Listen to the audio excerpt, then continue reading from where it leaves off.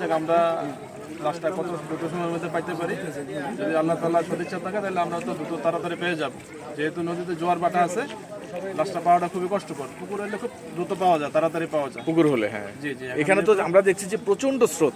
জি জি জি। এবং এখন সেখানে ভাটা তো- চলতেছে। হ্যাঁ, এখন ভাটা চলতেছে। ভাটা চলতেছে। আর লাশটা যখন নদীতে পড়ে তখন জোয়ার ছিল। জ্বর ছিল। এখন বলা যাচ্ছে না আসলে কি জোয়ারে একটু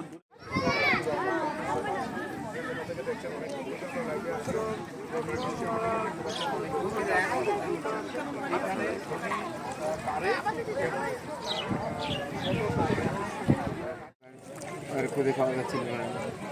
আপনার কয় ছেলে মেয়ে? আমার 3 ছেলে 1 মেয়ে। ও কি সবার ছোট নাকি? না, ও ছেলেদের মধ্যে ছোট। ছেলেদের মধ্যে ছোট। জি। তিন তিন নম্বর। নাম্বার। তাহলে ও কি কোনো স্কুলে পড়তো না ভর্তি করেছিলেন কোনো স্কুল? ভর্তি করছিলাম কিন্ডারগার্টেনে, 2-3 মাস পর আর পরে যায়নি। মাত্র মানে বয়স পড়ার বয়সটা শুরু হচ্ছিল, এই তো? জি জি। কিন্ডারগার্টেনে যাওয়া আসা করছিল আরাফাত। আর আসলে তারা কিন্তু নিয়ে আসছেন তাকে। আমরা দেখতে পাচ্ছি চাঁদপুর জেলার মতলব উত্তর উপজেলার সিপাহীগঞ্জ গ্রামের সেই ঘটনাটি ঘটেছে। আসলে আমাদের নেটওয়ার্কের তো সমস্যা হচ্ছে। আপনারা আমাদের কথা শুনতে পাচ্ছেন কিনা, শব্দ শুনতে পাচ্ছেন কিনা, কোথা থেকে দেখছেন অবশ্যই লিখে জানাবেন। কোনো কারণে হোক বারবার